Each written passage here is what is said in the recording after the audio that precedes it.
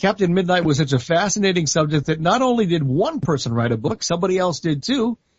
And those are the ones we know about. Plus, there have been some articles written, magazine articles and things like that as well. But Stephen A. Callis wrote a book on Captain Midnight and premiums, etc., several years ago. And Leonard Zane followed up with another book, and we'll talk about why, and we'll talk about the differences between the books, and we'll talk about the evolution of Captain Midnight. But first, let's welcome you both to Yesterday USA. Well, it's a whole lot of fun to be here. Same here. And Stephen, you're in Tampa, Florida, correct? And Zane and Leonard, you're on the West Coast. Right. Okay. So let's start with Stephen first. Why the book on Captain Midnight? What got you interested? Oh, I grew up with Captain Midnight. I actually, during and after the war, I used to listen to the show, and the character seemed extremely important. Now, understand, I was also a service brat. My father was in the Army, and I traveled all across the country, and one of the few constants I had was listening to old-time radio, and Captain Midnight was my favorite show. So that got me interested in it, and then over time, I actually made contact with the people at Ovaltine, and from that was able to access the original script. How helpful were they in helping you to begin to write the book? Well, I couldn't have written it without them, because I wanted the book to reflect authentically the story of Captain Midnight. There have been a few books out that have not done that, but basically the book that I did was to effectively save the grand Captain Midnight stories for posterity. And now, you started with Ovaltine, but of course, Captain Midnight had been on the air a good year and a half early through Skelly Oil. How did you find out more about that part of the series? Well, fortunately, those transcriptions were saved, and I listened to them. It's very simple. You can actually find, MP3 recordings that cover the whole the whole season. All except the last one. Well, yes. Yeah, I think the Skelly series there, I think there were around 273 plus or minus 50. Right. And I don't know how many survive. Does anybody have an idea about that on the Skellys? I know at least 100 survive. Yeah, at least 100. I'd have to go back and look, because I think we have all that survived. And it's too bad, because there's nice holes in there that it would have been nice to have heard what actually happened. Although, did the scripts survive as well, or just? That's what I was going to ask. Yeah. The only scripts that I had access to were the Ovaltine scripts. And were they pretty consistent in terms of the scripts themselves, numbers? Were they long? Did they exist from beginning to end, or were there gaps and so forth? Well, of the scripts that I accessed, they went from beginning to end. While we're on the subject of consistency, the same characters that were in the Skelly, for the most part, transitioned over to the Ovaltine. So there was consistency that way. Some of the characters that in the early Ovaltine episodes were characters that were in the later Skelly episodes. Yeah, the people who played those characters were in many cases different, but the characters continued on. Right. Who spanned the entire series from 1938 all the way into the television series, even beyond the radio. That was Olin Soule, who he played Steve Donovan in the old Skelly series. Oh, that's right. Tut, in the TV series, and then he was Kelly. Is that right? Yes, William Kelly. Mm-hmm. SS-11. Mm-hmm. Is my memory correct in saying that Orphan Annie stopped so that they could bring Captain Midnight on for Ovaltine? Is that correct? Well, basically what happened was that during the latter phases of 1939 into 1940, it was clear what was going on in Europe. We were going to be involved with the war. And I believe Ovaltine decided that they wanted somebody a little bit more rugged than a 10-year-old girl as their main character. So Skelly was effectively getting tired of Captain Midnight, and as they were phasing out the program, Ovaltine picked it up. Continuing to Leonard now a little bit, and we'll certainly go back and forth here. Stephen had written this book, and then you decided also at some point later on to write a book. What got you interested? Stephen, because first of all, I want to backtrack. And who am I talking with right now? This is Larry, and John is here in Walden as well. Yeah. Okay. Well, there were about 20 million listeners to the Captain Midnight program, equally divided among youth and adults. And Stephen is literally out of 20 million. Without him, we wouldn't have this comprehensive history. He went to Ovaltine headquarters in Villa Park, Illinois in the 1970s, and he got this information. He recorded it into a cassette tape recorder over days. He's just recording a mile a minute. And he had done the wartime book, which really inspired me. I thought when it came out in 2000, I was really thrilled. And so I had contacted Steve. We became friends. And over the decade that ensued, we kept talking about, oh, can we do something with the post-war years? You know, Steve had done the wartime. Well, eventually I flew out to Tampa and I met Steve, and he was gracious enough to let me make duplicate copies of his tape-recorded notes and for the post-war years. And then what I did was I transcribed those notes in hard copy, and then we did some more back-and-forth correspondence. And finally, Steve was gracious enough to say, you know, Zane, why don't you go ahead and do this book? And so I did the post-war years book, which picks up exactly after the wartime book leaves off. And did either one of you have the chance to interview the people who actually were on those shows? Because, especially back in the 70s, many of them were still alive. Well, actually, I did not start writing the book until the latter part of the 70s, and I never met any of the people. However, my basic contacts were with a wonderful person at Ovaltine. His name was Lyle Bergman, and he gave me much access and a lot of help. And the nice thing, too, is neither of us knew the actors, but, you know, I want to remind you guys, and I'm sure Walden will appreciate this, too, Steve and I are both writers, and so we lived in that era. We grew up in that era, and we were thrilled by the stories, by the adventures. Of course, we loved the actors who played them. I mean, we loved Ed Prentice, we loved Sherman Marks, we loved Angeline Orr and Mary Lou Newmeyer, and so on. And these are important people, but for me, growing up, I heard Captain Midnight from about the second grade through the fifth, I think, when it finally went off. And for me, the big deal was the adventures, the stories. And so I focused on finding out about who wrote this stuff, who inspired us like this, who was the Franz Stryker of Captain Midnight. And it turned out to be basically one man. There were two writers originally, Wilfred G. Moore, Wilfred Gibbs Moore, who was called Bill, and there was Robert Morris Burt, B-U-R-T-T, who was called Bob. Moore was apparently the far superior pilot. He was a captain with a British flying squadron, and Burt was a second lieutenant who was trained in France by somebody who couldn't speak English and he couldn't speak French. And Burt suffered very, very badly with that by being shot down twice by a German aircraft because he apparently was not nearly the skilled pilot that Moore had been. But anyway, they were both World War I fighter pilots. Moore died on July 14th, 1939, and that was, you know, before the Skelly series was even done, which ended in March of 1940.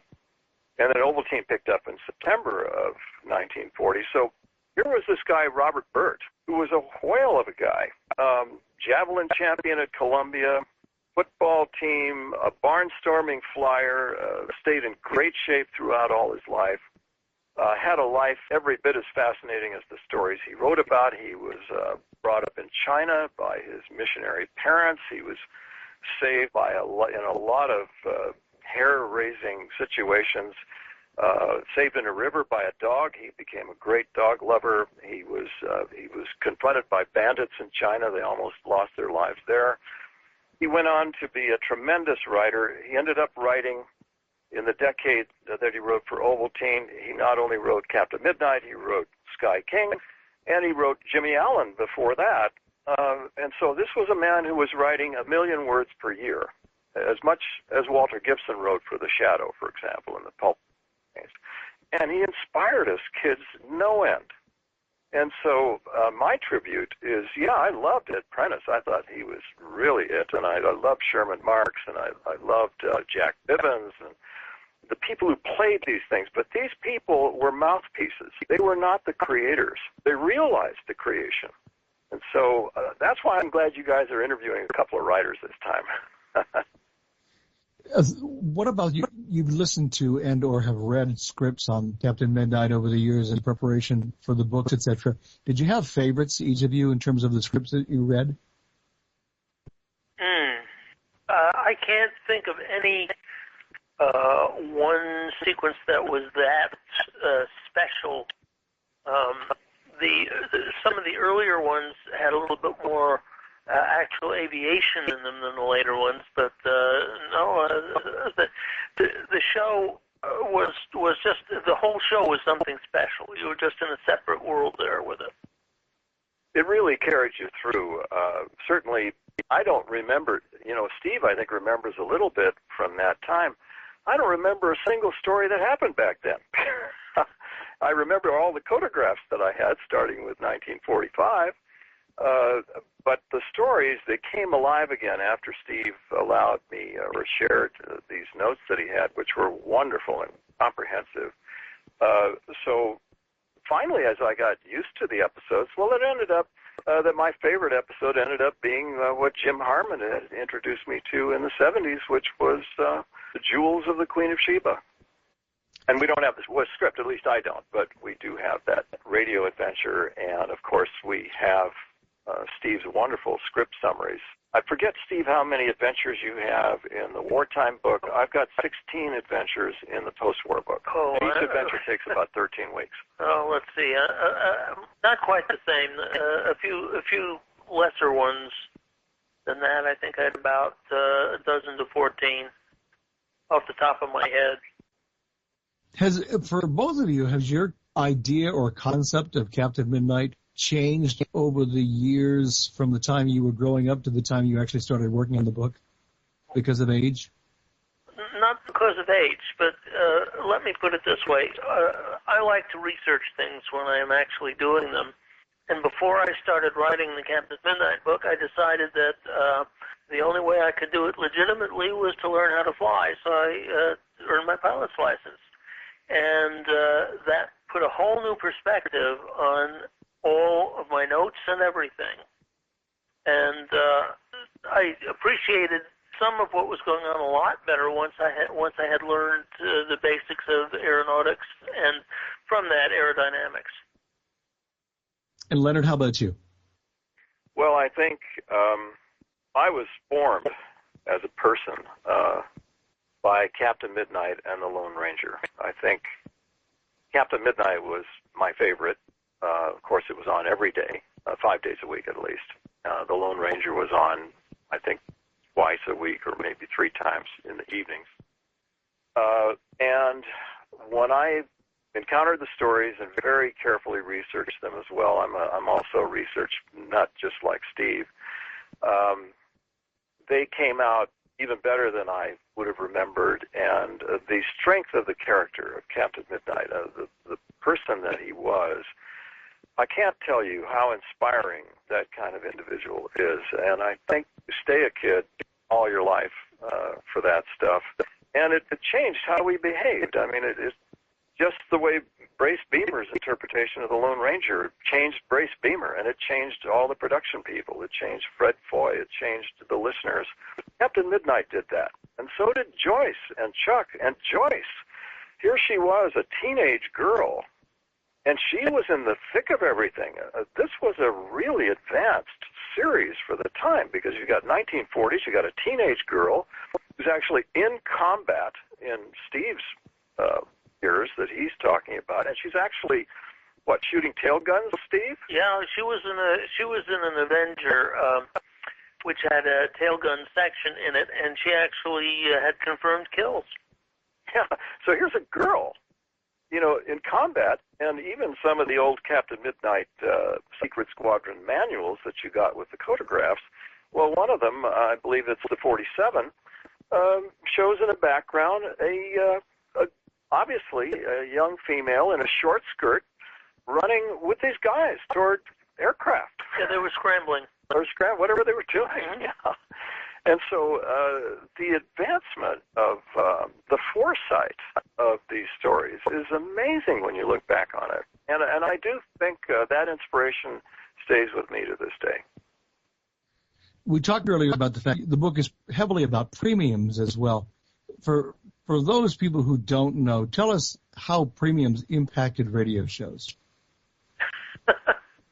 Well, how they impacted them, it depends on the premium. As far as the Captain Midnight stuff goes, basically the premium, in a lot of shows, the premiums were something that were used in the show by the characters, and you could get your own copy of them for your own use. Now, in the Captain Midnight show in particular, don't forget, in its early phases, it was during the war, and they had well, first of all, let's go to the photographs, and the photographs allowed people to get a preview for the forthcoming episode. They were all serials, so you kind of wondered what was going to happen next. Usually somebody was in a cliffhanging situation, and they would send out an enciphered message that would effectively make you an insider. You'd know what was going to happen the day before or the episode before it aired. But then they had other premiums. During the war, one of the most ingenious was a thing called the MJC plane detector. And basically it allowed you to, during the war, to look at aircraft and determine whether they were friendly or hostile, and what their altitude was and what their speed was. And a little thing that you could get by sending away to Ovaltine, they came in the mail. Now, premiums, you didn't listen to the show to get the premiums, but the premiums made you closer to the to the characters in the show, I suppose. And to footnote that, of course, besides the photographs, there were, as Steve mentions, the detector, there were other things, there were rings that were absolutely fascinating. And one also special thing that listeners might not be aware of is that the characters, such as Captain Midnight or Chuck or Icky or Joyce, never advertised for the sponsor, ever. They would say, well, I'm using the photograph to do this or that, but they never said, drink Ovaltine or buy Ovaltine and stuff like that. That happened later in the television series, but never in the radio series. Well, Pierre Andre was so good at it, I don't know who else you would want to talk about the product. Yeah, they mentioned that Pierre Andre, Jack Bivens, is recorded in an interview about Pierre Andre, and he said Pierre Andre was just about the most popular guy there. He and his wife were so gracious, and they used to have these parties all the time, and the cast and the producers and the directors would come up to Pierre Andre's place, and they all loved him. And they mentioned that Pierre Andre, lots of things were forgiven if somebody flubbed a line in the actual story. But if Pierre Andre missed something, they re-recorded it because it was for the sponsor. Did you guys do any research on tracking down the families of either of the two writers? Yes. And this was sad because, actually, Steve spoke of Lyle Bergman, and who was this wonderful marketing manager at Phillip Park who gave him access to the materials. And neither Steve nor yours truly nor anybody else thought to contact these people before they passed away, and that was unfortunate. But and even in my book, the post-war book, I put the thing out, and then afterwards I decided to try to find the family.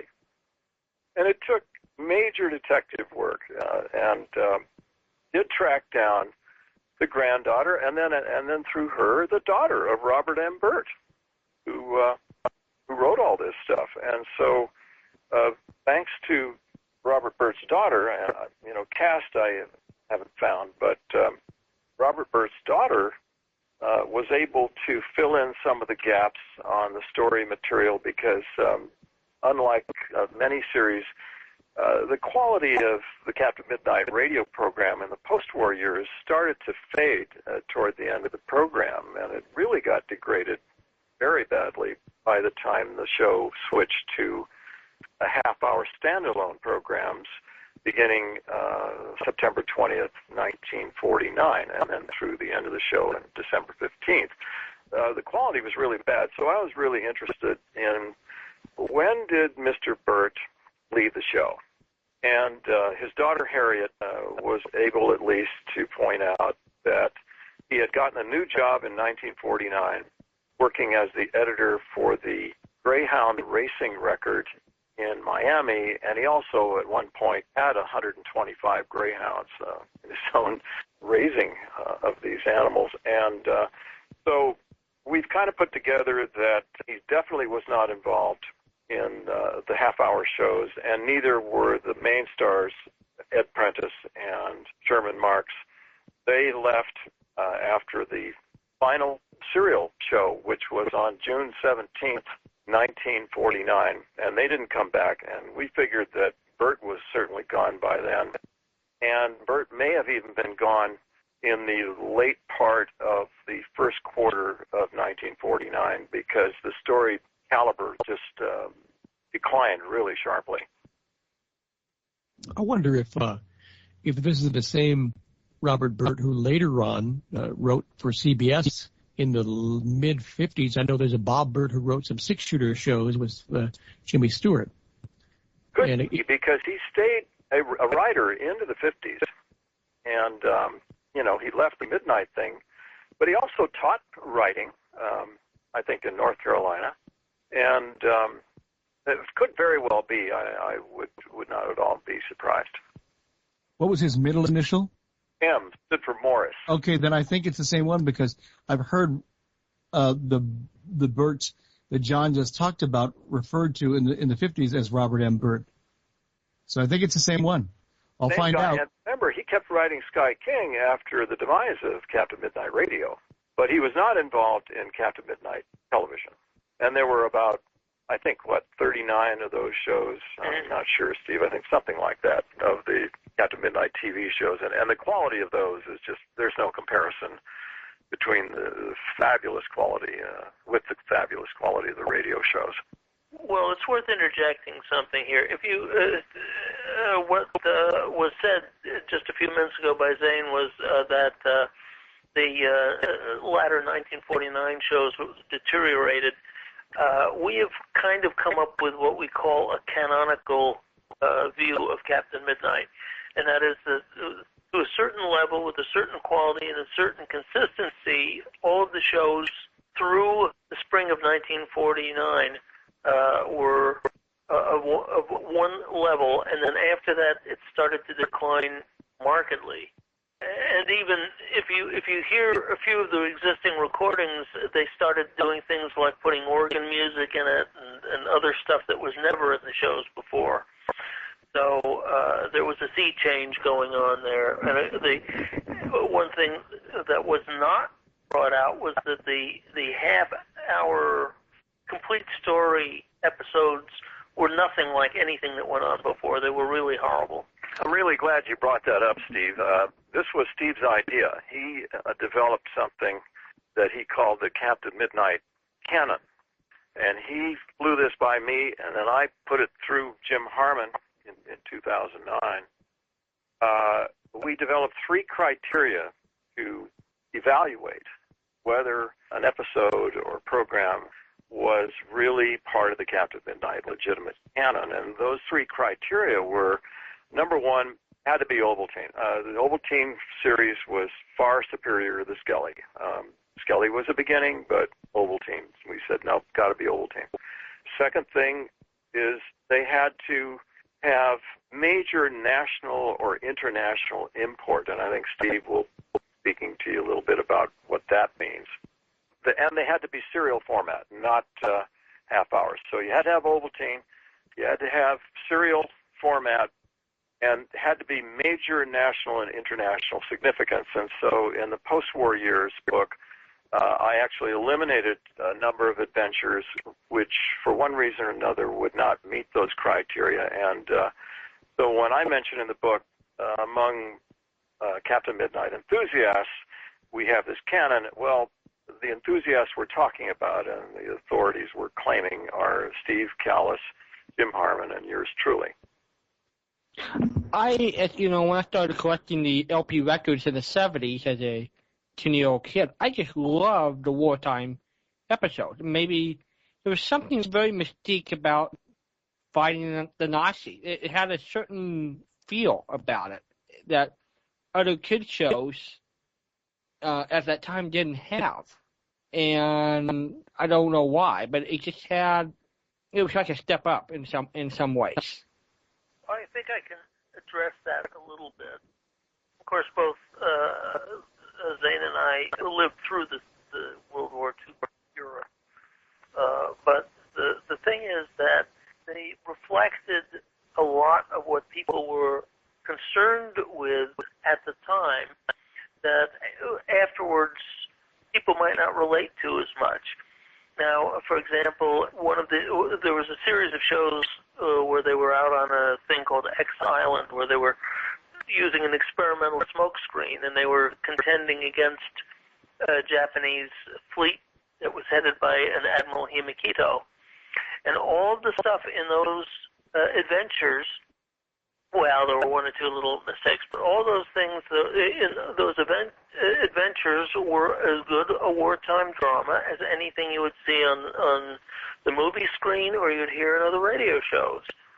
In a number of the adventures of other serials, it was a little bit more fantasy. But this was very close to reality, what you were hearing on the Captain Midnight show.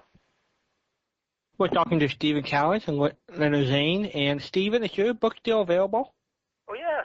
And this is really astonishing. The book came out in 2000 and is still in print.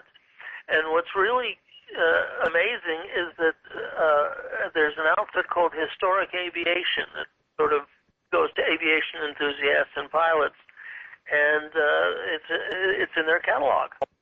To this day, it's on their website. And the publisher is? The publisher is McFarlane. Okay. And the title is, the actual title? The actual title is Radio's Captain Midnight, the Wartime Biography. And Leonard, who handled your book? My book is published by BearManor Media, and the title is Captain Midnight's Post-War Radio Years. Both Steve's book and mine are also available on Amazon. And Steve, how many printings have you had now? Good gosh, I've had about 5. And so now, should you just maybe tell these folks what may be in the works here? Well, okay.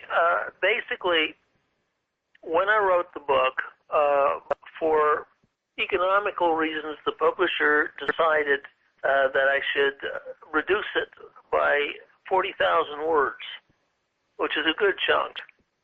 And right now I am getting in contact with the publisher to, it's proved so popular that I want to try to get the original expanded version into print, which would include some material that's we had to cut out.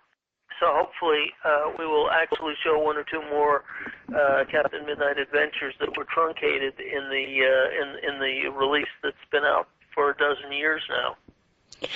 Did either of you guys try to track down what happened to the radio shows, the shows themselves, the recordings?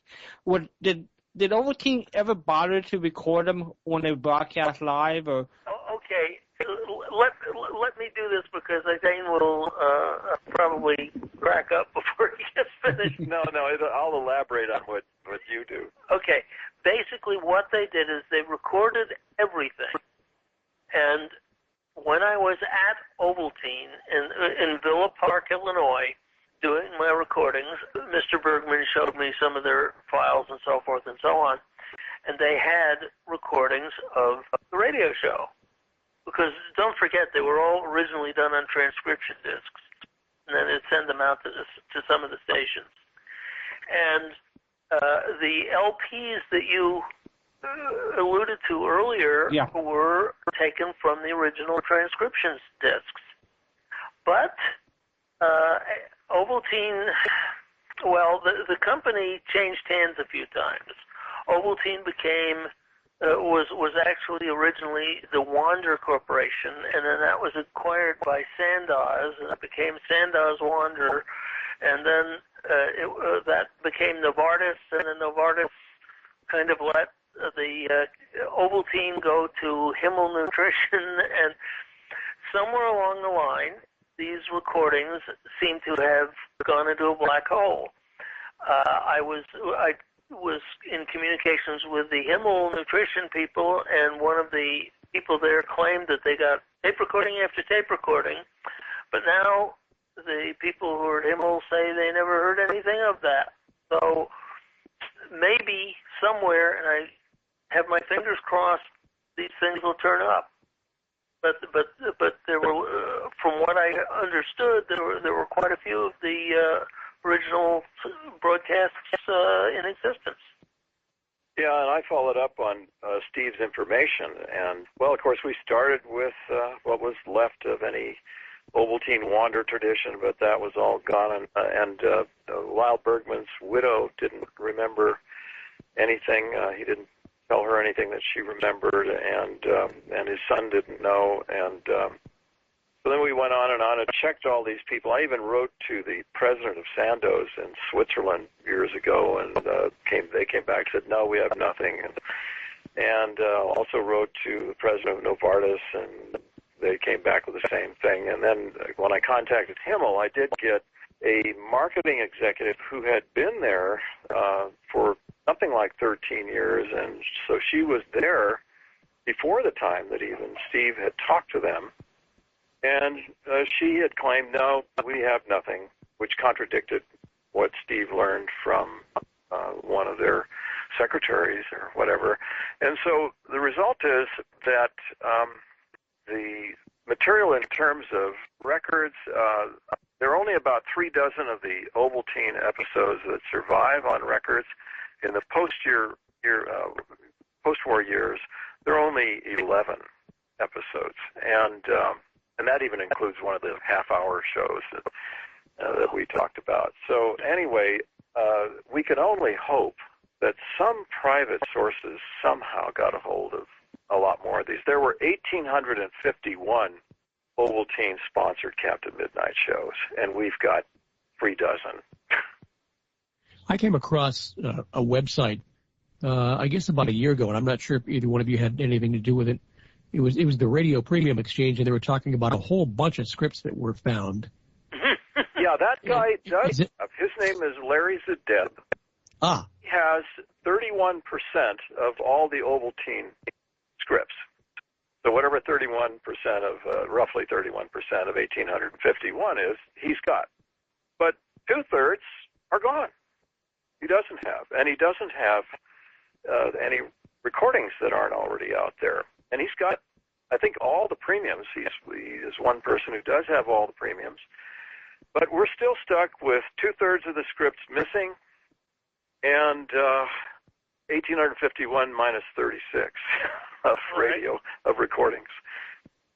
Well, usually when a company tells you that they don't have anything, one of two, I've learned throughout the years, one of two things has happened. One of those is that they're lying because they don't know what the copyright situation is, so they don't tell you whether they have it, or somebody backed up the truck and threw them away or took them, and there's no way of knowing, I guess, really what happened because nobody seems to be talking, and maybe nobody's around. He did report of how he got the scripts. He said there were 5 people who worked for Ovaltine, and they were going to throw all these scripts out, and they had multiple pallets of these scripts stacked up, and they were ready to be thrown away. And these 5 people managed to get whatever Larry Zadeb got, 31%. So they were going to throw those out. The recordings were made on both aluminum and glass discs. And I think those discs are, I forget if are they 14 inches or 16, Steve? They're 16. There was a larger, it was either 16 or 18. Yeah. There were big discs. And I've seen some of those, and you know, the glass ones are very delicate. They're also black. They look like the aluminum ones, which also have a black finish, but very, very fragile, these things. And, of course, heavy. And so we're just hoping maybe there are listeners out there that may have leads on what could have happened to these recordings. I'm trying to remember. Did Mike Diffie Sick put out the LPs? You guys recall who did it in the 70s? Yeah, you know, Steve. What, George Garabedian? Yeah. Okay. Was the one who got most of the discs out. Yeah, that would have been. They're very fine recordings, and that's why Steve thinks that Garabedian got them directly from the original. I would say so, because he made a deal directly with the company and do it as a premium.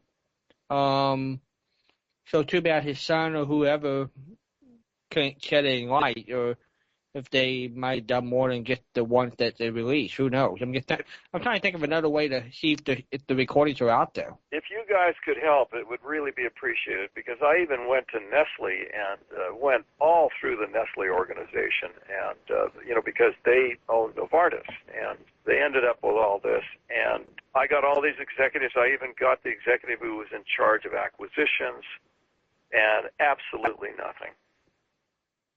I'm trying to remember, guys.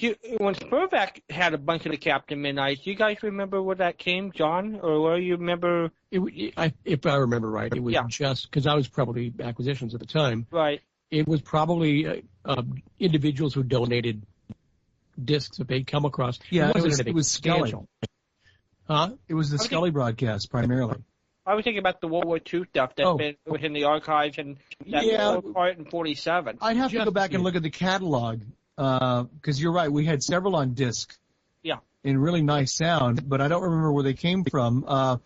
I think I'm trying to think of Olin Soule, maybe. What, John? Yeah. I'm trying to think. Olin gave us all of his discs to record, and I'm trying to remember if Captain Midnight was among them. But I could probably find out from the catalog, going back and to look. Who was the guy who was Ivan Shark? What? In the early days. Boris Aplon. Boris Aplon gave us discs. He may have given us some discs. But there wasn't anything, substantial. It was just a few discs here and there. Any discs would be a help if there are some out there that aren't in circulation. Yeah, it's the most decimated show I can think of, given its popularity. I'm just astounded that so little remains. I mean, even Jack Armstrong had more programs available that survived than Captain Midnight. Yes, and I understand that they still survive, and that General Mills is holding on to them. They are. I've got inside General Mills, and they have confirmed that to me. So I just got to figure a way how to get it out of there. Why don't they want to let them go? I don't know. I've been with the legal and everything, and I've been trying to get Martin Grams in there. Because Martin wants to write a book, and I've been trying to get him in there. And shoot, I think that's something we need to figure out. Because I'm thinking General Mills, besides Jack Armstrong, got all that radio history, all the other stuff they sponsored.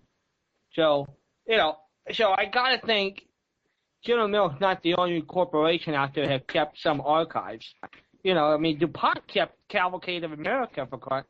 And so you would think Nestle or whoever, hopefully, got Captain Midnight. You just probably have to figure out where they keep their main warehouse. Well, I think, guys, Steve and I shook down that whole chain really hard over a period of years, and so did Jim Harmon.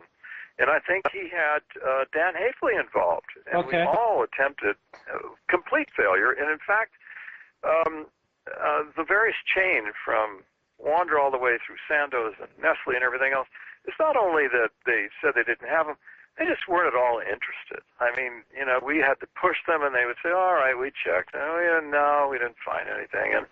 And so I'm hoping that you fellows may be able to find something through private collectors or something. You might get a hold of Mr. Zadeb find out if he has any contacts, because if these 5 people work for Ovaltine and gave him the scripts, maybe they might have found out what happened to recording. Mm-hmm. Yeah, and if they actually have them, if there's any money in it for them, all of a sudden, I'm sure they'd be much more, you know, if there's money involved, then they're going to say, oh, sure, we'd be happy to do this for you. Right. Well, boy, I'm leaving it in your hands, and it takes a lot for me to throw in the towel. I mean, I spent years on this, and Jim Harmon said, well, I've done everything I can do, and you could pick up from here, and no, I had to find a way to syndicate them. Did Captain Midnight? We did have a movie run, right? It was a movie serial for a while. Oh, that's another thing. Yeah, I'm glad you mentioned that, Walden. I'll just parenthetically insert something. Mm-hmm. The movie serial was done in 1942, and it starred Dave O'Brien as Captain Midnight, and James Craven played Ivan Shark. Okay, well, what do you know? Boris Aplon was slated to play Ivan Shark in that movie serial. And they were ready to go, and it was early 1942, and he got drafted. And he was sent to North Africa. He was wounded. He was in the Army. He won a lot of distinguished accolades. And so when that happened, Ovaltine took Ivan Shark and Fury Shark, his daughter, and Gardo, his number 1 henchman, out of any appearances in the series during the war. They had him there before the war, from September 40 until whenever they took him out in early 42. But they're gone because Boris Aplon was gone. However, there's an interesting little echo to that. In the 1942 adventure, a flying wing was stolen, and an Oriental master criminal by the name of the Barracuda was behind that. And the flying wing disappeared, and they were looking for it, and Captain Midnight and his people were looking for it. And a beautiful spy by the name of Carla Rotan was looking, presumably working for the Barracuda. Well, it turns out at the very close of the thing, although the Barracuda thought she was working for her, she was really working for Ivan Shark. And Ivan Shark never appeared, but she confessed it towards the end. Yeah, and of course the Flying Wing, developed by Northrop. I think it was the N9M that they were talking about in those days. Right. Smaller version.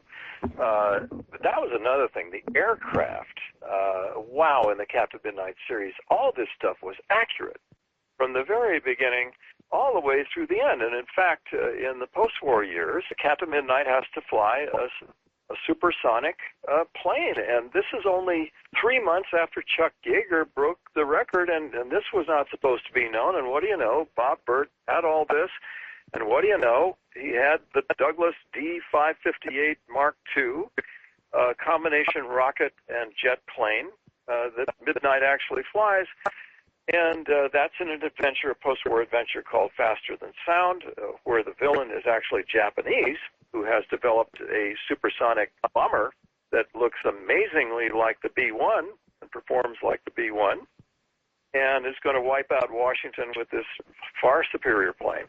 And anyway, there is a battle that takes place between Midnight and his Douglas model and the Japanese fellows.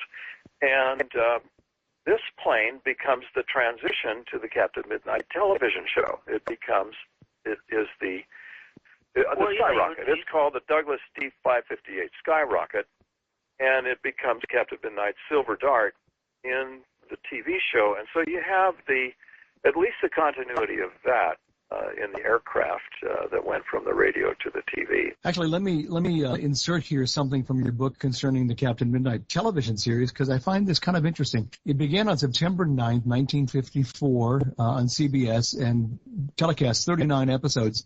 Until January 21st, 1956. Now, in 1958, the show came back in syndication on television under the name Jet Jackson Flying Commando, because Ovaltine did not renew sponsorship. They also would not allow Captain Midnight's name to be used on the show. So they changed it to Jet Jackson Flying Commando. However, just I want to insert a little something in here. There was one wonderful touch in one of the World War II episodes. It was under the umbrella of the Suicide Squadron, where Captain Midnight was defending X Island, and he and Ichabod Mudd were in a plane that was rammed by a Japanese aircraft, and they were falling out of the sky. And they popped the canopy of the plane so that they could bail out. And Captain Midnight said to Ichabod Mudd, well, it says we're such and such a height, but the altimeter lags from so we're actually lower than you think we are. And the point is, that's true, but nobody with a pilot would know that. There's actually a little aeronautical stuff thrown into there that was accurate, and that's so rare in fiction these days. Wow. Were there ever any other attempt to revive Captain Midnight in film or TV in the late 50s, 60s, or 70s? Not that I know of anything that got more than just perhaps a couple of people talking over drinks. Uh-huh. But yeah, of course, the TV, I guess it was fairly popular in its day, and we've got some squadroners out there who were big TV fans. But it didn't have the tremendous mystery and appeal of the radio show. And then, of course, I wrote a screenplay in, when did I write it? The 90s, I guess, and we're still trying to get that done. But it is a screenplay of a movie, very expensive movie, actually. It would look like a combination Indiana Jones, Top Gun, and James Bond that starts before Pearl Harbor, and then takes us to the big flying wing, the B-49 that Northrop built, that very tragically crashed over Muroc Dry Lake. It was co-piloted by Glenn Edwards, and that's how Edwards Air Force Base was named, his memory. And then the story, the movie that I wrote, then goes to today. And it actually takes place in Brazil, most of it, where you have a shirt-tailed nephew of one of the arch villains in the wartime years, General Karl von Schrecker. And this villain in Brazil, his name is Alonso Schrecker, and then he has a consort, a woman, a very sensual woman that we can do these days, that were prohibited in those days. And her name is Carla Sayao, and she is related to Fury Shark's line. Wow. I know what I was going to ask you both. The Secret Squadron was, of course, very, very popular during Captain Midnight on radio. Were there any records kept to show how many people actually became members of the Secret Squadron? Not directly, but Lyle Bergman indicated to me two things. One was that, again, there were as many adult listeners as juvenile listeners. And the second one was that apparently during the war, a few people actually used Codograph premiums as field cipher devices in combat. They weren't very secure, of course, but it was just kind of interesting that even some of the adults carried photographs into battle. Wow, I had no idea. Oh, and I wanted to add a footnote on that. It had been a passion of Steve's, who had mentioned to me. He said, I've always dreamed of reconstructing Captain Midnight's two-way flashing light radio that fit in your pocket, and that was called a pocket locator, and it would send dot-dash coded messages with a flashing light. And he said, I've always had this idea of reconstructing this. And I said, that's a great idea. And I had the same feeling myself, and millions of listeners were always wondering about that. So to make a long story short, after searching all over the world, I finally found one engineer in Osaka, Japan, by the name of Toru Kawabata, electronics engineer, a brilliant fellow, a marvelous human being, who took on this project. And what we did was we began by emulating the so-called handy-talkie, the model BC611 made by Motorola in the 1940s. I had gotten a hold of a 1945 unit, and it was a 5-tube, and this thing is like 18 inches long or whatever it is. It's huge. And I sent this to Mr. Kawabata in Osaka along with an original manual that came with it. And then I bought supplies for him and everything else. I had also an engineer in the United States interested who lived in the era. We also had help from an executive of Raytheon that made sub-miniature vacuum tubes of the era. Mr. Krim is still alive, and he was the first to develop the sub-miniature tube commercially in 1939. And anyway, he provided us with data. It took us 4.5 years, but Mr. Kawabata was successful. He made a 1942 unit that fits into an 8-ounce stainless steel drinking flask and even self-contains a 30-inch expandable antenna that is hidden under the spout. And then he built a 1946 model that is enclosed in a waterproof plastic case. And he built those, and this thing has vintage technology that they could have done this. It would have been top secret. It uses the sub-miniature tubes. It has 7 tubes, whereas the BC611 handy-talkie had 5. It outperforms the handy-talkie by a factor of 4.4 to 1. It has 4.4 times the range. And then it got published in CQ magazine. Mr. Kawabata and I wrote the article, and it's illustrated in the October 2010 issue of CQ radio magazine. And so here was this thing that we all thought was kind of a dream, and what do you know, we made it into a reality. And it works. Steve has the first one that was made. Wow. And it works? It works. It works. Wow. And that's a great there story. really could have been a pocket locator, and we proved that. And wow, I mean, this has a range of 4.4 miles over flat land. You get up on a 3,000-foot hill, it can go 50 to 100 miles. And then during the era, they had what's called radio repeater units that could intercept the signal and then relay the signal, and that's why Captain Midnight and his secret squadron were actually able to use the pocket locator, and maybe they were in Africa, but through a chain of communications on air, land, and sea, they were actually able to communicate with Washington, D.C. As is reflected in one or two of the radio shows. Great story. Yeah, we tried to make these. Both Steve and I are realists, and we weren't just toy admirers of fictional fantasy. We said, look, this stuff could really be. Captain Midnight was, to us, a living, breathing human being, and the things he did were not fantastic. They were realistic. Now, I'll have to insert a little something here. Before I wrote the book, I spent a certain amount of time in the Apollo space program with the Saturn 1 and 1B rockets. So I learned a little bit of the technology there, and that's reflected in the book because in the radio show they talked about rocket planes.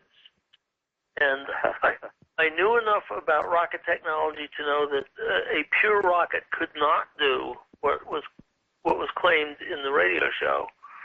So I used every bit of what I had learned to make something that could be called a rocket plane that had rocket technology in it, but that would also do what was described in the book. I put in an appendix explaining the whole thing. And that even carried on in the post-war years where Midnight flew the Douglas D-558, which in fact is not a complete rocket plane. It's a combination rocket and jet. But poetic license worked very well and made for a great storyline. Well, but Steve held, Mr. Burt to the line there. He said, wait a minute, this couldn't have been a pure rocket plane, and Steve explained why. I used to be involved in rocket technology. In fact, I was the youngest member of what became the American Institute of Aeronautics and Astronautics. It was called the American Rocket Society back then. And I was scrupulous in making sure that whatever I wrote would be something that could be validated. I tried to be a stickler with regards to the details in the first Captain Midnight book. Well, you've both done an absolutely wonderful job of chronicling one of the most well-remembered characters in radio and later in movies. And we want to thank you very much for joining us tonight on Yesterday USA to talk about Captain Midnight. And we'll have you mention the book titles again and hope that people will go out and get the books. Okay, mine is called Radio's Captain Midnight, the Wartime Biography. And it's available, well, both of the books are available through Amazon, and McFarland is my publisher. Zane? Yes, and mine is called Captain Midnight's Post-War Radio Years, and it is available through BearManor Media publishers, and they have a website. BearManorMedia.com. Yeah, BearManorMedia.com, and it's also available on Amazon. Excellent. You guys, the hour has flown by. You've been terrific. Well, I was in the Air Force also, thanks to the Midnight Inspiration. Right. Well, I wasn't inspired to go to the Air Force, but I sure learned how to fly. That very reason.